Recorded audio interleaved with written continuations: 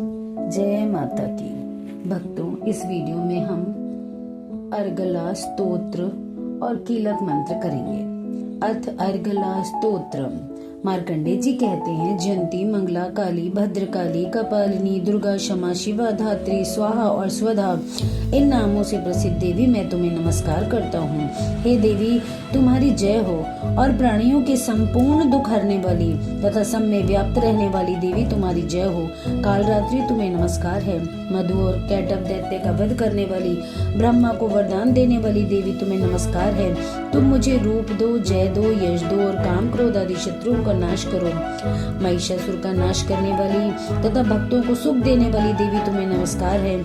तुम मुझे सुंदर स्वरूप दो, विजय दो और मेरे शत्रुओं को नष्ट करो। हे रक्त बीज का वध करने वाली, हे चंडमुंड का नाश करने वाली, तुम मुझे रूप दो, जय दो, यश दो और काम क्रोध आदि शत्रुओं का नाश करो। हे शुंभ, निशुंभ और धूम्राक्ष, राक्षस का मर्दन करने वाली देवी, मुझको स्वरूप दो, विजय दो, यश दो और मेरे शत्रुओं का नाश करो। हे पूजित युगल चरण वाली देवी, हे संपूर्ण सौभाग्य प्रदान करने वाली देवी, तुम मुझे रूप दो, जय दो, यश दो और काम क्रोध आदि शत्रुओं का नाश करो। हे देवी, तुम्हारे रूप और चरित्र अमित हैं। तुम सब शत्रुओं का नाश करने वाली हो। मुझे रूप, जय, यश दो और काम क्रोध आदि शत्रुओं का नाश करो। पापों को दूर करने वाली चंडिके, इस संसार में जो भक्ति से तुम्हारा पूजन करते हैं, उनको तुम रूप तथा विजय और यश दो तथा उनके शत्रुओं का नाश करो। रोगों का नाश करने वाली चंडिके, जो भक्ति पूर्वक तुम्हारी पूजा करती हैं, उन्हें रूप दो, जय दो, यश दो और उनके काम क्रोध आदि शत्रुओं का नाश करो।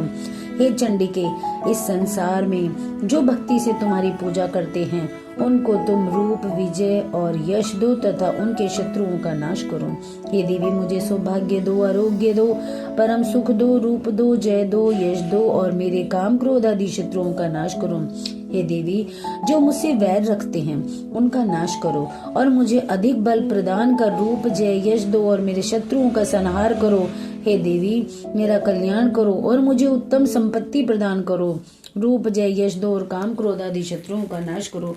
हे देवता और राक्षसों के मुकुट रत्नों से स्पर्श किए हुए चरणों वाली देवी, हे अंबिके, मुझे स्वरूप दो, विजय दो, यश दो और मेरे शत्रुओं का नाश करो। और हे देवी, अपने भक्तों को विद्वान, कीर्तिवान और लक्ष्मीवान बनाओ। उन्हें रूप दो, जय दो, यश दो और उनके शत्रुओं का नाश करो। हे प्रचंड दैत्यों के अभिमान का नाश करने वाली चंडिके, मुझे शरणागत को रूप दो, जय दो, यश दो और मेरे शत्रुओं का नाश करो। हे चार भुजाओं वाली, हे ब्रह्मा द्वारा प्रशंसित परमेश्वरी, मुझे रूप दो, जय दो, यश दो तथा मेरे शत्रुओं को नष्ट करो। निरंतर भक्ति से भगवान विष्णु से सदा स्तुति की हुई हे अंबिके, मुझे रूप, यश, जय दो और मेरे शत्रुओं को नष्ट करो। हिमाचल कन्या पार्वती के भगवान शंकर से स्तुति की हुई हे परमेश्वरी, मुझे रूप, जय, यश दो और मेरे शत्रुओं का नाश करो। इंद्राणी के पति द्वारा सद्भाव से पूजित होने वाली परमेश्वरी, मुझे रूप दो, जय दो, यश दो, काम क्रोध आदि शत्रुओं को नष्ट करो। प्रचंड भूदंड से दैत्यों के घमंड को नष्ट करने वाली, मुझे रूप दो, जय दो, यश दो और मेरे शत्रुओं का नाश करो। हे देवी, तुम अपने भक्तों को सदा सीम आनंद देती हो। मुझे रूप, जय, यश दो और मेरे काम क्रोध आदि शत्रुओं को नष्ट करो। हे देवी, मेरी इच्छा अनुसार चलने वाली सुंदर स्त्री मुझे प्रदान करो, जो कि संसार सागर से तारने वाली तथा उत्तम कुल में उत्पन्न हुई हो। जो मनुष्य पहले इस स्तोत्र का पाठ करता है और फिर सप्तशती रूपी महास्तोत्र का पाठ करता है, वह सप्तशती संख्या के समान श्रेष्ठ फल को प्राप्त होता है और उसके साथ ही उसे प्रचुर मात्रा में धन भी प्राप्त होता है। अथ कीलक स्तोत्रम।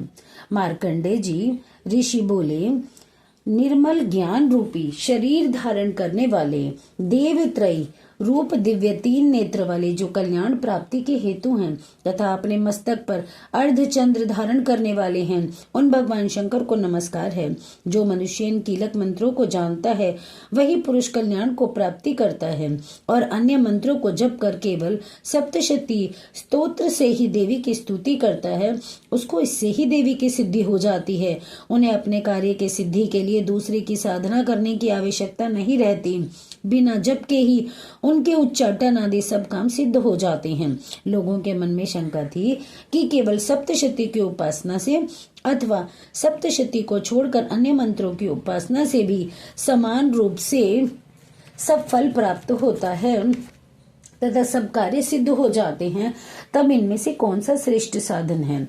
लोगों की इस शंका को ध्यान में रखकर भगवान शंकर ने अपने पास आए जिज्ञासुओं को समझाया कि यह सप्तशती नामक संपूर्ण स्तोत्र ही कल्याण को देने वाला है। इसके पश्चात भगवान शंकर ने चंडिका के सप्तशती नामक स्तोत्र को गुप्त कर दिया। अतः मनुष्य इसको बड़े पुण्य से प्राप्त करता है। जो मनुष्य कृष्ण पक्ष की 14 अथवा अष्टमी को एकाग्रचित होकर देवी को अपना सर्वस्व समर्पित कर देता है और फिर उसे प्रसाद रूप में ग्रहण करता है, उस पर दुर्गा माँ प्रसन्न होती हैं, अन्यथा नहीं होती। इस प्रकार सिद्धि के प्रतिबंधक रूप कीलक के द्वारा भगवान शंकर ने इस स्तोत्र को कीलित कर रखा है। जो पुरुष इस सप्तशती को निष्कीलन करके नित्य पाठ करता है वह सिद्ध हो जाता है, वही देवों का पार्षद है और वह गंधर्व होता है। सर्वत्र विचरते रहने पर भी उस मनुष्य को इस संसार में कहीं कोई डर नहीं होता। वह आप मृत्यु के वश में नहीं पड़ता और मरकर मोक्ष की प्राप्ति हो जाती है। किंतु इस कीलक की विधि को जानकर ही सप्तशती का पाठ करना चाहिए। जो ऐसा नहीं करता वह नष्ट हो जाता है। कीलन और निष्कीलन संबंधी जानकारी के पश्चात यह स्तोत्र निर्दोष होता है और विद्वान पुरुष इस निर्दोष स्तोत्र का ही पाठ आरंभ करते हैं। स्त्रियों में जो कुछ सौभाग्य आदि दिखाई देता है वह सब इस पाठ की ही कृपा है। इसलिए इस कल्याणकारी स्तोत्र का पाठ सदा करना चाहिए। इस स्तोत्र का शनैः शनैः पाठ करने से स्वल्प फल की प्राप्ति होती है। इसलिए उच्च स्वर से ही इसका पाठ आरंभ करना चाहिए। जिस देवी के प्रसाद से ऐश्वर्य, सौभाग्य, आरोग्य, संपत्ति, शत्रुनाश तथा परम मोक्ष की प्राप्ति होती है, उस देवी की स्तुति मनुष्य को अवश्य करनी चाहिए। जय माता की।